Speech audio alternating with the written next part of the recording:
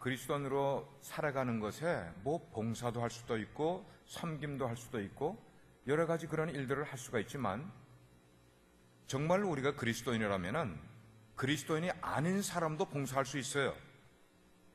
그리스도인 아닌 사람도 잘 섬기는 사람이 있어요.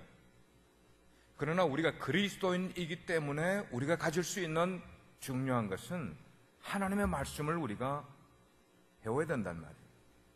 하나님의 말씀을 자꾸만 더 깨달아야 된단 말이에요. 그게 우리의 영을 훈련시키는 것이에요.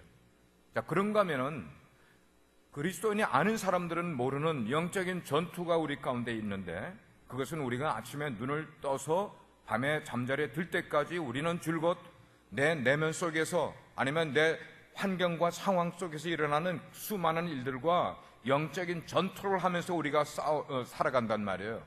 난 크리스찬들은 그걸 몰라. 그러나 우리 그리스도인들은 그걸 안단 말이에요. 그런 영적인 전투를 실제적으로 나가서 싸우는 사람들이 해야 될 일 뭐냐면은 기도하는 것이에요. 늘 여러분들이 맞습니다 하면은 입에서 뭐가 나와야 돼? 아멘, 아멘. 뭐 주일 대회 때 제가 이렇게 강하게 하지는 않습니다만은. 그래서 우리는 지금 이렇게 나와서 방석을 만들어 놓은 이유는 영적 전투에 나가는 사람들이 뭐 나이브하게 그냥 뭐 제대로 그렇게 할 필요가 뭐가 있겠냐는 거예요. 의자에 앉아서 뭐 이렇게 할 이유가 뭐가 있겠냐는 거예요. 제가 지난 금요일날, 수요일날 그렇게 나눴죠 아마. 여러분, 이슬람을 믿는 알라를 믿는 그 무슬림들이 그 넓은 회당에, 사진으로 영상으로 보셨겠지만 그 넓은 회당에 의자 하나라도 있는 줄 아세요? 무슬림들이 기도할 때 의자 하나도 없어요. 그들이 예배할 때, 알라를 예배할 때 무릎 꿇어 가지고 1시간인지 2시간인지 예배하지, 알라를 섬기는 무슬림들이 누가 의자에 앉아서 예배를 드립니까? 여러분, 한국에 계실 때 불교 절에 가보신 분들, 우리가 좋은 산에 가면 거의 절이 다 있잖아요. 절에 들어가 보시면은 불공을 드리는 사람들이 의자에 앉아서 불공 드리는 사람 보신 분 있어요? No way, no way. 불공 드리러 올라온 사람이 어디 감히 의자에 앉아서 불공을 드린단 말입니까? 아니죠. 108번째를 그들이 그렇게 무릎을 꿇고 일어나서 절을 하고 또 일어나서 무릎을 꿇고 절을 하고, 이거를 뭐 108번 하든지 뭐 1000번을 하든지, 그들은 의자에 앉아서 예배하는 사람들이 아니란 말이에요. 불교도들이. 천도교도도 마찬가지예요. 왜 우리 기독교들은 맨날 이렇게 편하게 앉아서만 해야 되는 이유가 뭐가 있냐는 거예요. 누가 만들었어요? 누가? 저는 그래, 우리 기독교의 선조들이 잘못 만들어 놓은 것 같아. 어떻게 하나님을 예배하는 자들이 뻔하게 의자에 앉아서 예배하는 사람들이 어딨어? 하나님이 누구신가를 제대로 경험하지 못하는 사람들이. 그러나 제가 너무 이렇게 강한다고 해서 목사님 우리 의자 치웁시다 그러지 마시고요. 기도할 때만큼은 정말로 우리가 기도하는 자세, 전투하러 가는 자세. 여러분, 우리가 칼을 차면은 칼 장난하라고 칼을 차고 다니는 사람 아니잖아요. 칼은 뭐예요? 적군을 무찌르고 승리하게 하기 위해서, 적군을 물리치기 위해서 우리의 손에 칼이 잡혀 있는 것이지, 뭐 무썰라고 칼을 차고 다니는 거 아니지 않냐는 말이에요. 우리 신앙생활 그런 거예요. 우리가 이 시간에 지금까지 우리들의 삶에서, 신앙생활에서 바르게 배우지 못하고 나를 나태하게 만들고 영적 싸움에서 지게 만드는 그런 어떤 태도도 우리가 좀 새롭게 개선을 해서 승리할 수 있는 영적인 그리스도인들이 되는 것이 바로 훈련받은 군사들이 아니겠냐는 거예요. 아멘, 아멘. 우리 김태식 목사님이 1시간 10분 걸리는 데서 오신단 말이야. 그리고 내일 새벽에 1시, 2시에 도넛 가게 나가셔야 될 분이 오신단 말이에요. 이거는 목회자에게 큰 격려가 됩니다. 격려가 돼요.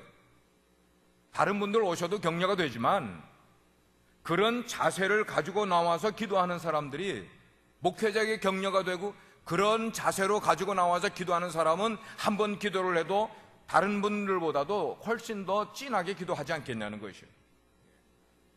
오늘 이 시간에 나오신 여러분 한 분 한 분들을 주님의 이름으로 축원합니다. 정말 성령이 내 가운데 함께 임하는 그런 놀라운 저녁이 되기를 간절히 바랍니다. 지난번 본문 똑같은 본문이었어요. 지지난주에 제가 강단에서 말씀을 나눴는데, 그때 제목이 뭐였는가 하면 성령께서 내게 임하시면, 그래요. 성령께서 우리 가운데 임재하시면, 그러면 본문의 말씀 가운데 지난주에 나오는 것이 뭔가 하면 가난 대신 복된 소식을 주신다 그랬어요. 여기에 가난이라는 것은 어떤 물질적인, 오늘날 우리가 하나님께 많이 구하는 그런 물질적인 가난을 말하는 게 아니라, 만약에 부흥사가 그런 식으로 이 본문을 드라이브하면은 그 말씀을 제대로 해석하는 거 아니에요. 여기에서 말씀하는 가난 대신 복된 소식을 우리에게 주신다는 것은 하나님이 우리를 창조하실 때 세상 사람들이 누리지 못하는 귀한 것들을 우리에게 주셨어요. 그 창조한 것들을 우리에게 주시면서 누리라 말씀하셨어요. 그게 뭐냐? 기쁨을 우리에게 주셨습니다. 행복을 주셨습니다. 평안을 주셨습니다. 이런 것들을 하나님이 우리 인간을 창조하시며 하나님의 형상을 닮은 우리들에게 주신 것들인데, 우리가 이런 것들을 잃어버리고 사니까 우리의 삶이 뭐냐? 가난해진 거예요. 기쁨도 누리지 못하고요, 행복도 누리지 못하고요, 평안도 없는 상태로 인생을 살아가는 그 인생이 얼마나 가난해졌냐 이거예요. 그러나 성령이 우리에게 임하시면은 그 가난 대신에 복된 소식을 우리에게 주신다. 아멘. 이게 지난주에 첫 번째예요. 두 번째는 뭔가 하면 성령님이 우리에게 임하시면은 포로된 자에게 자유를 주신다. 여기 포로된 것도, 갇힌된 것도, 이것도 뭐 우리가 육체적으로 프리즌에 지금 들어가 있어서 감옥에 갇혀 있는 그런 말을 하는 것보다는 이 세상이라는 감옥에 갇혀 있단 말이야. 마귀의 영역 속에, 마귀의 영향권 속에 우리가 있으면서 영적으로 포로된 삶을 살아가는 사람들에게 성령이 우리 가운데 오시게 되면은 자유를 우리에게 선포해 주신다는 거예요. 얼마나 놀라운 은혜냐고. 세 번째는 뭔가 하면 눈먼 자에게 다시 보게 함을 해 주신다 이 말이에요. 영적으로 눈먼 자, 육적으로 눈먼 자, 그래서 우리 인생 속에 누려야 될 것들을 누리지 못하고 살아가는 그런 사람들에게 다시 보게 하게 해주신다. 다시 보게 함을 얻게 되면은 삶의 방향이 뚜렷해지게 된단 말이에요. 여러분, 장목사가 하는 메시지의 많은 부분의 초점이 뭔가 하면 가치관에 대한 이야기를 참 많이 하잖아요. 젊은이들이요, 바른 세계관을 가지십시오. 바른 가치관을 가지고 살아가십시오. 삶의 방향이, 속도가 중요한 게 아니야. 중요한 건 뭐예요? 다 같이 방향이 중요한 거예요, 인생에. 남들보다, 나는 40대인데 30대 사람들보다 뒤떨어져 있다. 이거는 속도가 조금 느린 거예요. 속도가 느린 거는 중요하지 않아. 그러나 내 인생에 바른 방향으로 가고 있는가, 이게 너무 중요한데, 이것을 우리는 가치관이라고 말하고 영적인 세계관이라고 이야기를 한단 말이에요. 이런 바른 가치관을 가지고 살아가는 것이 너무나 중요해지는데, 그 말은 뭐냐면 나는 어디로부터 온 존재인가 하는 거예요. 나의 출생의 원산지가 어디냐는 거예요. 나는 지금 어디로 가고 있느냐를 알고 인생을 살아가는 거예요. 나는 인생을 왜 살아가는가를 알고 인생을 살아가는 사람은 설사 속도가 조금 느릴지 모르지만, 설사 많은 것을 다른 사람들 비교했을 때 많은 것을 소유하지 못했다 할지라도 이런 바른 가치관을 가지고 인생을 살아가는 사람은 그 방향이 바르기 때문에 그의 인생에는 하나님이 예비하신 세상 사람들이 모르는 놀라운 은혜와 축복들이 있다는 것을 말씀드리는 것이에요. 그래서 지난번에는 우리가 기도할 때 그렇게 기도를 했어요. 주님, 저는 영적으로 가난합니다. 영적으로 너무나 공허하고 삶에 질서가 없는 것 같습니다. 내가 지금 현재 무너진 삶을 살아가고 있습니다. 딴 사람들은 모르지만 내 마음이 지금 무너져 가고 있습니다. 주여 어찌하오리까? 내가 해결책이 없고 내가 발버둥 쳐도 이걸 어떻게 해결해야 할지 모르는데, 하나님이 나를 창조하셔서 하나님이 나에게 누리라고 주신 그 기쁨도 내 삶 가운데 없습니다. 평안도 없습니다. 행복도 없어요. 가정도 있고 공부도 했고 자녀들도 거느리고 있는데 내 마음 가운데 진정한 평안도 행복도 없습니다. 주여 어찌하오리까? 기도했단 말이에요. 두 번째는 뭐냐? 주님, 실은 제가 살아가는 제 삶의 스타일이 세상의 포로가 되어서 지금 살아가고 있습니다. 제가 부인하지 못할 것은 저는 지금 물질의 노예가 되어서 살아가고 있습니다. 세상 문화의 노예가 되어서 살아가고 있습니다. 인터넷의 노예가 되어서 살아가고 있습니다. 자기 자랑의 노예가 되어서 살아가고 있습니다. 주님 어찌하오리까? 저를 건져주세요. 우리가 지난번에 그거 기도했단 말이에요. 주님, 저의 영적인 눈을 떠서 하나님을 바로 보게 해주세요.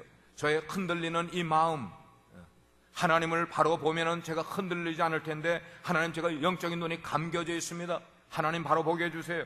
막 이렇게 해서 지난주에 말씀을 우리가 나눴어요. 연결되는 것이기 때문에 제가 지난번 거를 잠깐 나눴어요.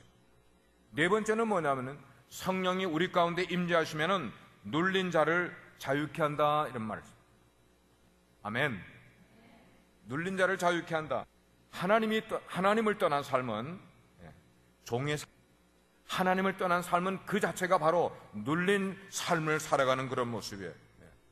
하나님 안에서 우리가 살아갈 때만 우리는 참 자유를 얻을 수가 있지, 우리의 삶이 하나님을 떠난 삶을 살면은 내 삶이 자유로워질 것 같은 생각이 들고, 내가 신앙생활 열심히 하고 하나님 안에 들어가게 되면은 내 인생에 자유가 없어질 것 같은 그런 생각을 가지는 사람들이 있어요.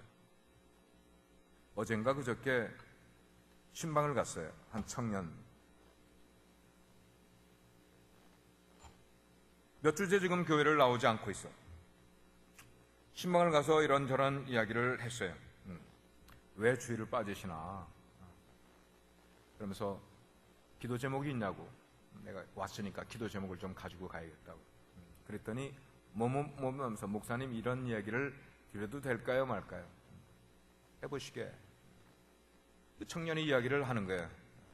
그 얘기 내용은 뭐냐면은, 솔직히 인생을 하나님을 가까이 하지 않고 교회를 오래 다녔는데, 자기 가운데 두려운 것은 신앙생활에 깊이 들어가게 되면은 자기의 삶의 구속을 받고 자유를 빼앗길 것 같은 생각에 신앙생활 열심히 하기가 어려워진다는 거예요. 두려워진다는 거예요. 그러면서 말하기를, 정말 예수를 바르게 믿으려고 하니까 자기 술 마시는 게 걸린다는 거야. 담배 피우는 것도 걸린다는 거야. 오케이. 그거는 누구나 예수를 믿는 사람들에게 걸리는 그런 문제이기 때문에 그런 문제로 교회에 나오는 것을 기피하는 건 바른 것 아닌 것 같다. 근데 이제 쭉 이야기를 하다 보니까 이 청년이 설교에 또 걸린 부분이 있더라고.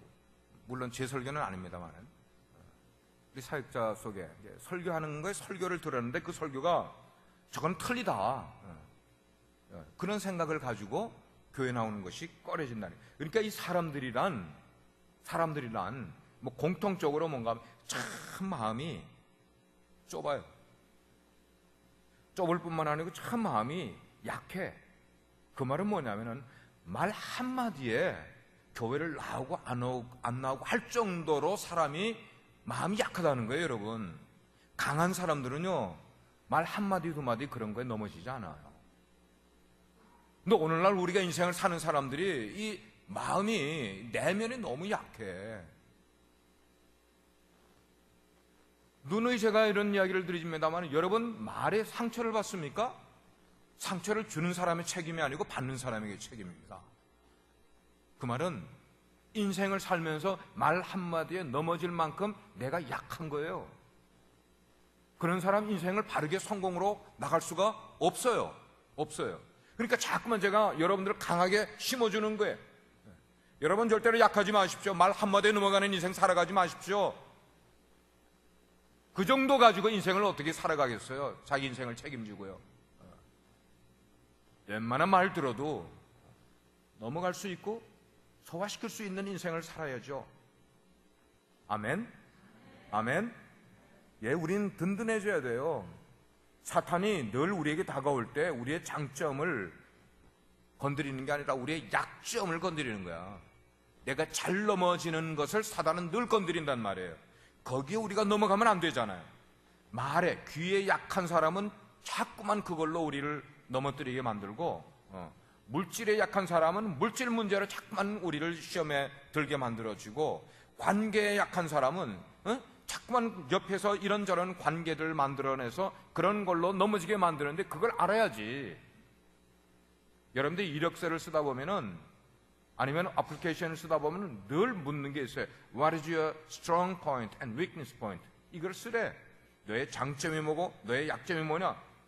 어디든지 그걸 요구한단 말이에요. 내가 나의 장점과 약점을 알고 대처를 하게 되면은 인생을 많은 것을 헤쳐나갈 수가 있는데, 거기에 딱 걸리니까 그것을 넘어가기 전에는 계속해서 그런 공격을 받게 된다는 것이에요. 하나님을 떠나 살면은 나도 모르는 사이에 죄의 종이 되어버려요. 마귀의 종이 되어버린단 말이에요.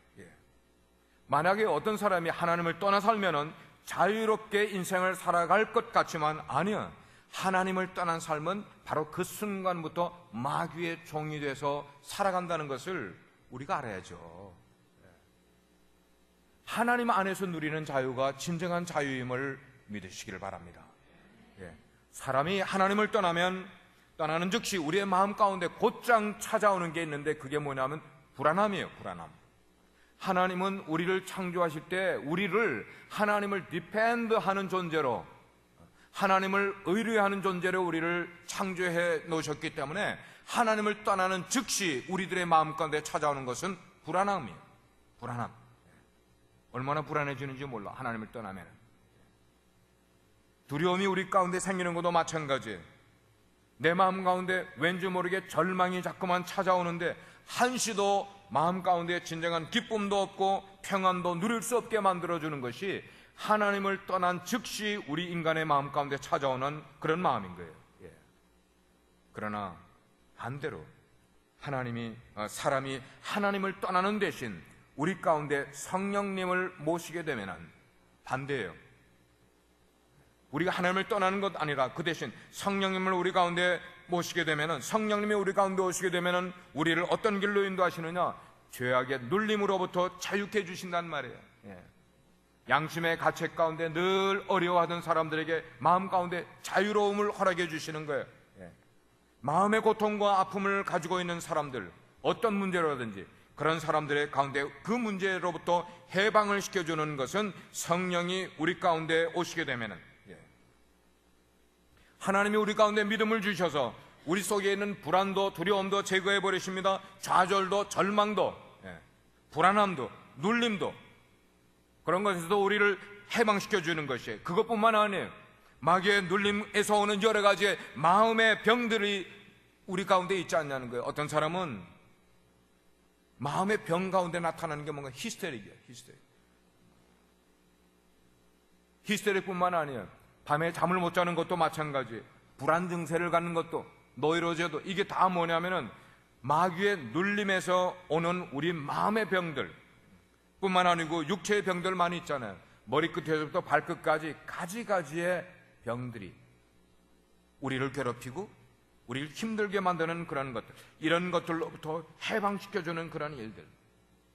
어떤 사람은 무언가에 내 지각이, 내 생각이 꽉 막혀있는 사람이 있어요. 이건 저절로 막혀있는 게 아니에요. 마귀가 우리 가운데 집어넣은 잘못된 것, 그 바이러스 때문에, 죄의 바이러스 때문에 나의 지각이 자유함을 얻지 못한 채로 뭔가에 가득 막혀있는 거예요. 그게 막혀있으니까 다른 일들이 제대로 될 리가 없는 거예요. 어려움을 겪고 살아가게 되는 거예요. 이런 지각을 뛰어넘는 마음의 평안을 누가 주시는가 하면 성령님이 우리 가운데 임재하시면 그런 평안을 주시는 줄 믿으시기 바랍니다. 사도행전 10장 38절에 보면 그랬어요. 하나님이 나사렛 예수에게 성령과 능력을 기름 붓듯 하셨음에, 이 단어가 두 가지가 같이 나왔어요. 성령과 능력을 기름 붓듯 하셨음에 그가 두루 다니시며 선한 일을 행하시고 마귀에게 눌린 모든 사람을 고치셨으니 이는 하나님이 그와 함께 하셨습니다. 할렐루야, 할렐루야. 우리 이제 훈련되는 분들은 이렇게 한번 하시길 바랍니다. 하나님의 말씀을, 제가 설교를 하는 가운데 성경에 있는 하나님의 말씀을 그대로 제가 인용해서 읽으면은 그 읽는 것이 딱 끝난 다음에 여러분 뭐 하십니다? 아멘. 그러면 그것이 여러분의 것이 되는 줄 믿습니다. 그래요. 그래서 저는 기도할 때 이렇게 기도를 해요. 성령과 능력으로. 제가 의식적으로 그렇게 많이 기도를 해요. 같이 쓴단 말이에요. 이 두 단어를 성령과 능력으로, 성령과 능력으로, 성령과 능력으로 계속 그거를 반복하면서 기도를 하는 거예요. 그래요. 성령이 우리에게 오시게 되면은 마귀의 눌림을 쫓아내고 그리고 치료를 우리에게 가져다 주면서 우리로 하여금 모든 불의가 사라져버리고 우리 가운데 정의가 오게 되고 그리고 질서가 우리 가운데 다가오는 것이에요. 교회에 보이지 않게 질서라는 게 있습니다. 아멘. 예. 교회를 처음 오는 분들은 그걸 모르니까, 이 질서를 모르니까 우왕좌왕할 때도 있고 이 질서를 모르니까 신앙생활을 바르게 가지 못하는 그런 경우가 있어요. 얼마 전에 우리 봄학기 때부터 우리 교회 형제들을 위해서 조찬기도회를 시작을 했어요. 우리 형제님들이 좀 신앙생활을 기도를 할 수 있는 그런 분위기를 만들기 위해서 조찬기도회를 했어요. 그렇게 몇 번을 지금 한 달에 한 번씩 가지고 있습니다. 지금 토요 새벽 비전 새벽 기도회가 생기기 전까지죠. 물론 도넛 하시는 분들은 못 나오세요. 나오고 싶어도. 근데 그것이 이렇게 쭉 진행이 되는데 한 분이 제 목양실에 대해서 목사님 이 조찬 기도회가 무슨 성격을 가지고 있고 어떻게 돼 가는 것인지 도무지 컨퓨즈합니다. 저기 찾아왔어요. 그러니까 좋은 마음으로 온 건 아니죠. 따지기 위해서 온 거죠. 그래서 집사님 말씀하실 때 단어를 늘 다르게 사용하셔야만 합니다. 컨퓨즈하다는 단어가 무슨 뜻이에요?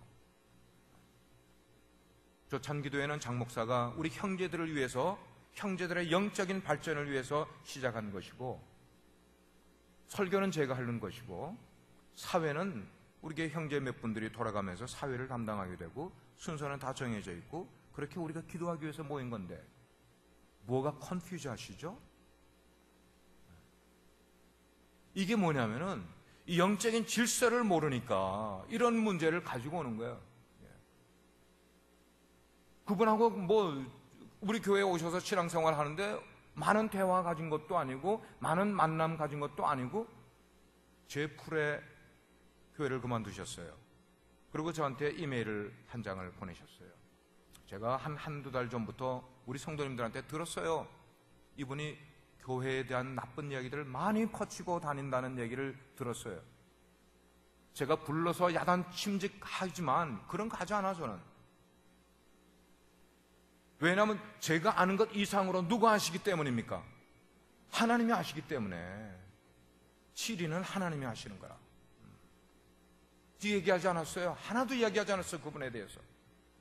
여러분들이 저에게 전화로 알려주고 만나서 이야기를 알려줘요.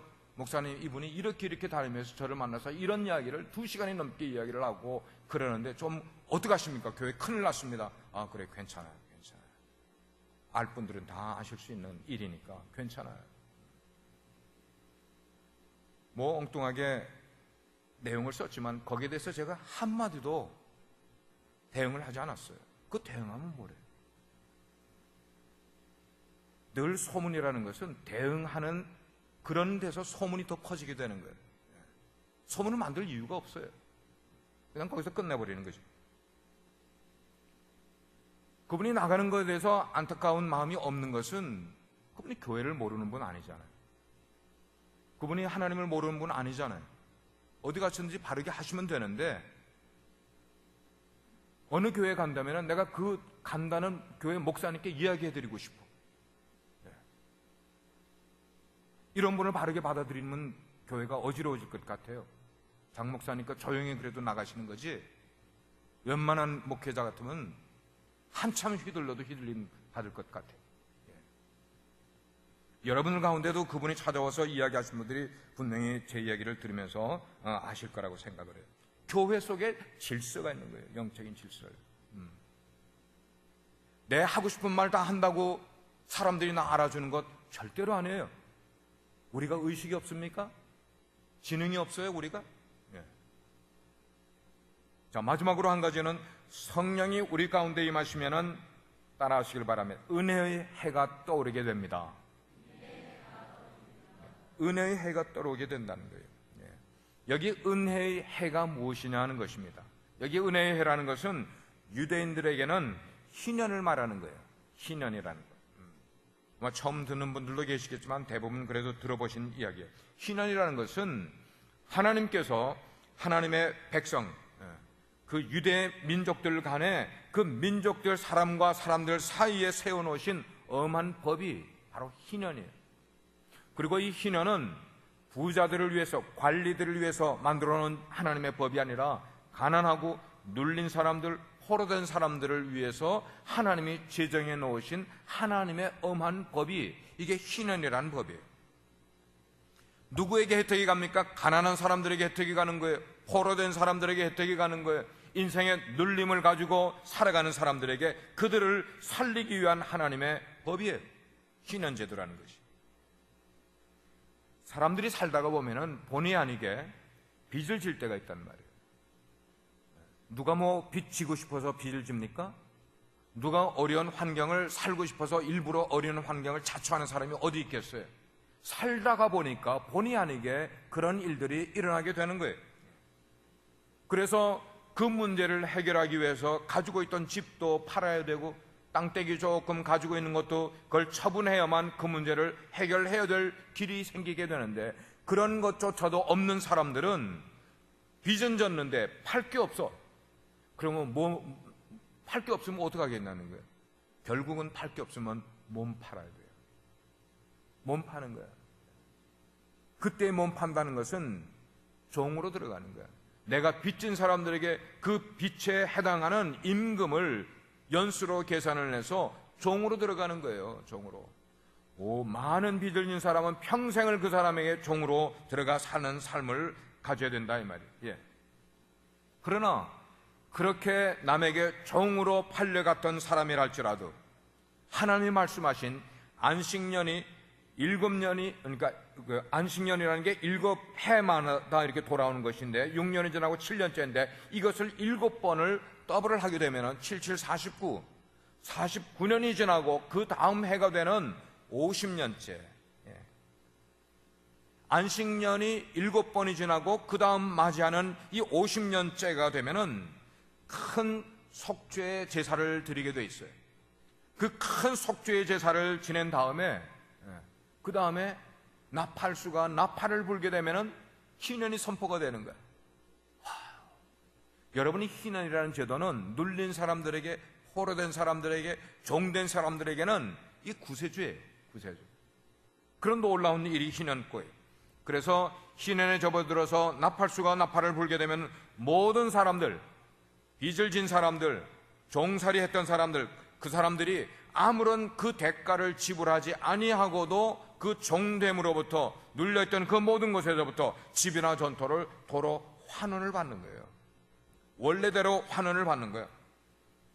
종으로 팔려갔던 사람도 이제는 돌아와서 자유를 얻게 되는 거예요.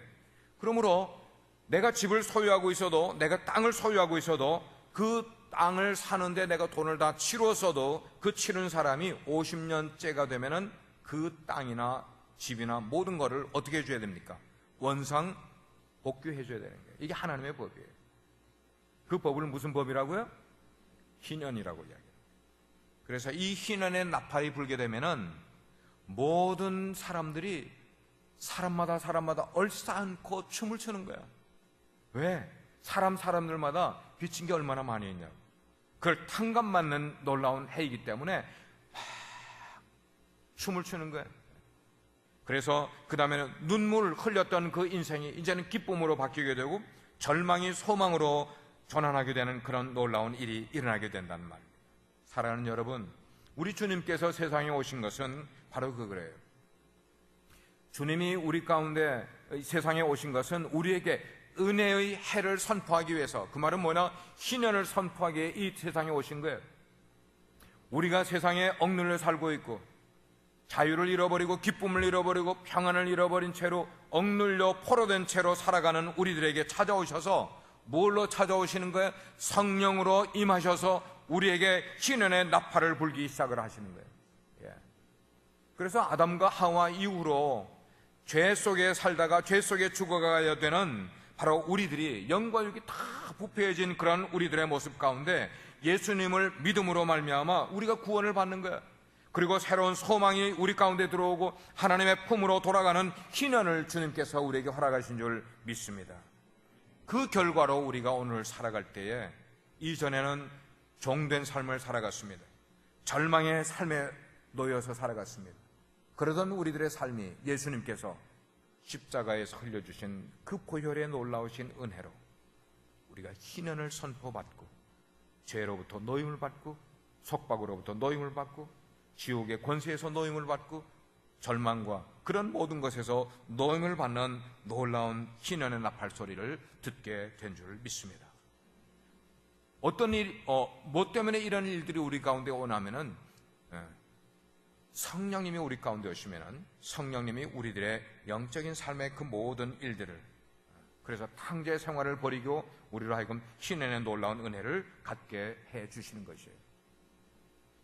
오늘 아침에 덴턴을 다녀왔어요. 덴턴 한인 침례교회의 사역자를 안수를 하기 위해서 시취를 해야 되는데 장 목사님 시취위원장을 좀 맡아주시고 시취위원들을 좀 불렀습니다. 그래서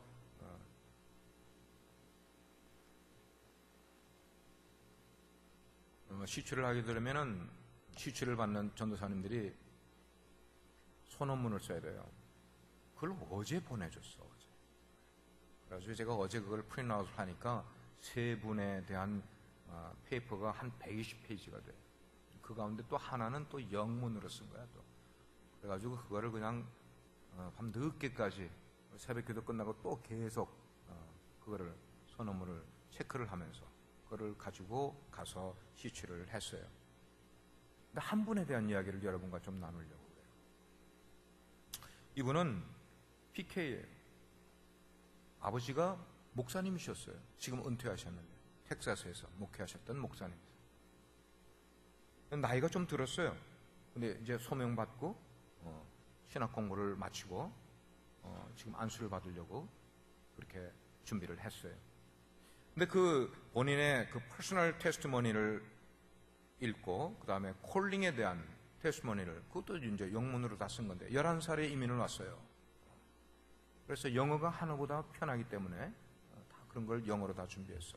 근데 그걸 쭉 읽어보는 가운데 마음 가운데 이분이 안수를 받아도 될까? 의문이 생겨요.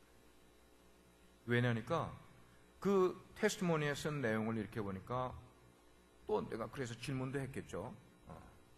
어린 시절을 어떻게 느끼셨냐고.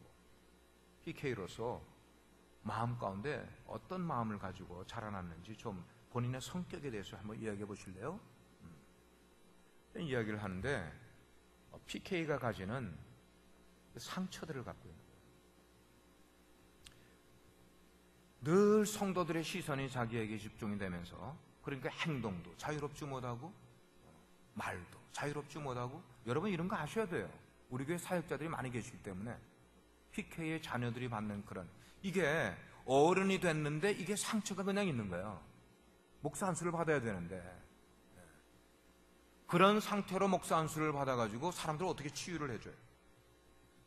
그래서 문제가 된 거예요. 자유로움이 없어. 목사가 될 사람인데. 그래서 그거를 내가 터치를 했어요. 본인의 성격을 쭉 이야기를 하는데 제가 그랬어요. 좀 완벽주의적이지 않습니까? 예, 제가 완벽주의적입니다. 그것 때문에 사람들을 판단하고 정죄하고 그런 거를 좀 자주 하지 않습니까? 제가 그렇게 한다는 거예요. 이 굳어졌어요. 그리고 거기에 이제 힐링 타임이라는 것을 이렇게 썼는데, 그런 어릴 때에 그런 데다가 또 신체적으로 조금 어려운 점도 있고, 자, 이런 것들 때문에 겉으로 드러나거나 남들이 모르지만 본인이 갖고 있는 상처, 이 문제를 치유받기 전에 사역자로 들어가게 되면은 문제가 있단 말이에요. 그러니까 이걸 우리가 점검을 해줘야 되는 거야, 시치위원들이. 그래서 그 힐링 타임에 뭐라고 했는가 하면, 이렇게 내 어린 시절이 어렵고 힘들고 좀 왕따 당하고 그런 삶을 살아왔는데 그것이 치유가 되는 시간이 있었습니다. 그것은 아내와 결혼을 하고 그리고 세 자녀를 낳고 나서 그 가족들과 함께 지내는 것이 저에게 치유가 되는 시간이었습니다. 그래서 제가 그거를 딱 잡았어요. 그러면 만약에 사모님에게나 자녀들에게 문제가 생기면은 전도사님 어떻게 될 것 같아요?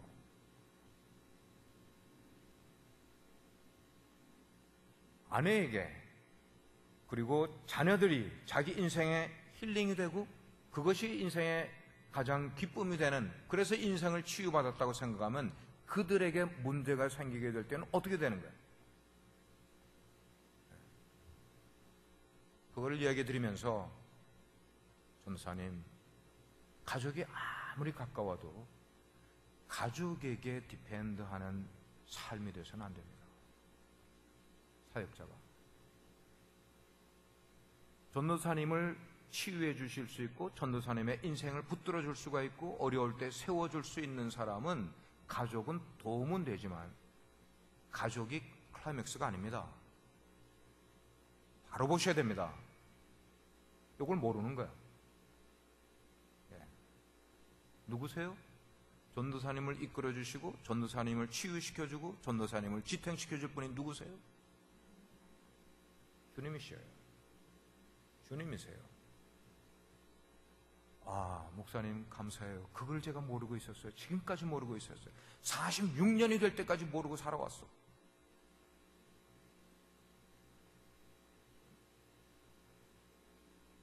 우리 인생 마찬가지예요. 여러분들이 드러내지 않아도 여러분 속에 병을 갖고 있음에도 불구하고 목회자에게 진단을 안 받으려고 그래요. 부끄럽게 생각해요. 우리 교회 사역자들도 그럴 수 있어요. 제가 심판관이니까 물어볼 거 물어볼 수가 있고, 목사 안수에 통과시킬 수도 있고 통과시키지 못할 수도 있는 거예요. 저는 심판관이기 때문에. 우리 교회 사역자들은 그런 거 모르잖아요. 저하고의 관계에서. 여러분의 어려운 점 갖고 오지도 않잖아요.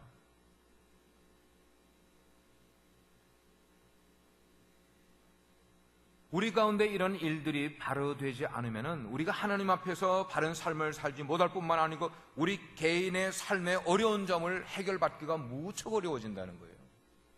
여러분, 예수를 왜 믿어요? 구원 가죠. 천국 가기 위해서 믿습니다. 그러나 이 세상 사는 날 동안 하나님이 우리에게 뭘 주셨는데요? 기쁨이라는 선물도 주셨고, 행복이라는 선물도 주셨고, 능력이라는 권세도 주셨고, 많은 것 주셨는데 그거를 내 삶 가운데 누리지 못한 채로 다 빼앗긴 채로 포로된 삶을 살아가고 있는 사람들에게 예수님이 왜 오셨어요? 희년을 선포하기 오신 줄 믿으시길 바랍니다. 자유예요. 자유. 해방을 주시기 위해서예요. 우리가 이제까지 종된 삶을 어떻게 살아왔든지, 우리가 정말 절망적인 삶을 살아왔든지, 그 모든 것을 예수 그리스도의 십자가의 보혈을 통하여서 우리가 다 탕감받았다는 것을 깨닫게 해주기 위해서, 나팔을 불어주기 위해서 성령님이 우리 가운데 임재하시면은 그런 놀라운 역사가 우리 가운데 일어나게 되는데, 이 문제가 해결되면은 관계가 해소가 됩니다. 내 마음과 눌려있던 모든 것들이 자유함을 누리는 거예요. 여러분, 자유함이 얼마나 중요한 것인데, 양심의 자유가 된다는 게 얼마나 중요한 건데, 성령은 어떤 종교적인 지혜가 아니에요. 어떤 의식도 성령 아니에요. 성령은, 하나님의 성령은 성경이 말하기를 바람과 같다고 이야기를 했어요. 바람. 그러면서 말씀하기를 그랬어요. 바람이 임의로 불매 어디로부터 시작해서 어디로 부는지 알지 못하는 것과 똑같이 성령의 사람도 그러하다 그랬어요. 성령을 뭐라고 비유했는가 하면 바람과 같은 것으로 비유를 했어요. 여러분, 바람 우리 눈에 보입니까? 안 보여요. 바람이 없어요? 있어요. 눈에 보이지 않고 우리 손에 잡히지 않는 성령이지만 분명히 존재하면서 끊임없이 움직이고 있는 것, 바람이 움직이는 것처럼 성령님도 끊임없이 움직인다는 것이에요. 우리 주변에서 움직이신다는 말이에요. 우리가 찾으면 다가오신다는 말이에요. 그 성령님이 우리가 눈으로 보지 못하고 손으로 잡지 못해도 우리 속에서, 우리 심령 가운데서 끊임없이 역사하고 변화를 일으키기 때문에 예수 믿고 나서도 내 삶에 정말 변화가 없다, 이거는 그리스도인이 아니란 말이에요. 여러분 아셔야 돼요. 예수 믿은 다음에도 왜 성령이 내 삶 가운데 들어오셨는데도 불구하고 내 속에서 움직이는데도 불구하고 내 삶에 전혀 변화도 없다. 이건 크리스찬이 아닌 거예요. 예수님 영접한 게 아니란 말이에요. 성령은 창조하시는 거예요. 없는 거에서 있게 만들어주시는 분이야. 성령은 회복시켜주시는 분이에요. 이전에 잃어버렸던 모든 것을 다시 되찾게 만들어주시는 분이에요. 성령님은 새롭게 해주시는 분이세요. 성령은 변화시키는 분이에요. 성령은 우리 가운데 구원의 역사를 일으키게 해주는 분이에요. 그러므로 우리에게 필요한 것은 더 이상 종교가 필요한 것 아니고 더 이상 제도가 필요한 게 아니라 정말로 성령의 역사가 우리 가운데 필요함을 믿으시길 바랍니다. 우리 예수님께서 성령으로 가득 충만하시게 되니까 나가서 복음을 전파하셨잖아요. 복음을 전파하게 되니까 죄가 물러가고 의가 생겨나게 됐어요. 예수님이 복음을 전파하는데 병든 자들이 질병이 물러가고 그 가운데 건강이 찾아오게 된 거예요. 예수님이 복음을 증거하는데 귀신이 떠나가고 성령이 찾아오게 되는 것, 복음을 증거하게 되니까 사람들 속에 있던 불안이 떠나가 버리고 평안이 그들 가운데 찾아오게 되는 거예요. 절망이 물러가고 사망이 물러가고 그리고 생명이 삶 가운데 찾아오게 되는 거예요. 그렇습니다. 성령이 가는 곳마다 위대한 변화의 역사를 베풀어 주게 되는 거죠. 그 성령께서 오늘 이 수요일 저녁에 이 자리에 나오신 여러분 가운데 운행하고 계시면서 우리의 마음을 터치하기를 원하시고 계시고 그 그리스도의 이름으로 말미암아 우리가 간절히 기도할 때 하나님의 놀라운 은혜가 우리 가운데 충만히 되어질 줄 믿으시길 바랍니다. 우리가 믿고 있는 기독교가 뭐냐는 거예요. 우리가 믿고 있는 기독교의 핵심은 한마디로 표현하면 그냥 성령의 역사라고 표현하면 돼요. 성령의 역사입니다. 성령이 움직이셔야만 창조적인 역사가 우리들의 삶 가운데 일어나게 되어 있기 때문에 그 하나님의 성령이 오늘 저녁 이 수요 집회에 나오신 여러분 한 분 한 분들과 함께하는 줄 믿으시길 바랍니다. 그러므로 우리가 이 시간 성령님을 인정을 하고 성령님을 의지하면서 그 성령님께 함께 우리가 기도하게 될 때에 성령 충만한 삶을 여러분들이 다 경험하시기를 바라요. 우리가 그 성령 안에 있게 되면은 우리들의 삶은 영광에서 영광으로 이어지게 될 것이에요. 성령이 우리 가운데 임하시면은 우리 삶 가운데 승리로 계속 이어지는 삶을 살게 될 것이에요. 그런 성령님의 역사가 오늘 밤 기도하기를 원하는 사람들 여러분 가운데 역사할 수 있기를 주의 이름으로 축복합니다. 기도하시겠어요? 아버지 하나님, 성령님이 우리 가운데 함께 하시면 눌린 모든 것들을 가운데서 자유함을 얻게 된다고 했습니다. 성령님이 우리 가운데 함께 하시면 은혜의 해가 우리 가운데 선포된다고 말씀하셨습니다. 예수님이 십자가에 달리실 때 이미 은혜의 해가 선포되었습니다. 우리 가운데 있던 모든 죄악 덩어리들이 떨어져 나가는 역사가 일어나게 되고 우리가 그 성령의 능력과 함께 하나님께 구하게 될 때 하나님이 성령의 능력을 우리 가운데 체험시켜 주시며 우리도 성령 충만한 삶을 살아가게 만들어 주시는 줄 믿습니다. 주여 오늘 저녁 하나님의 성령이 운행하시면서 기도 못하는 자들의 입술을 만져주시고 기도하게 하여 주시길 원하옵고 마음이 닫혀있는 자들의 마음을 열어주시기 원하옵고 주님을 붙들지 못하는 사람들의 손을 벌려서 주님을 붙들 수 있는 놀라운 은혜의 시간으로 삼아 주시옵소서. 주님이 함께 하십니다. 성령님이 역사하십니다. 우리 가운데 은혜 베풀어 주시옵소서. 예수님의 이름으로 기도합니다.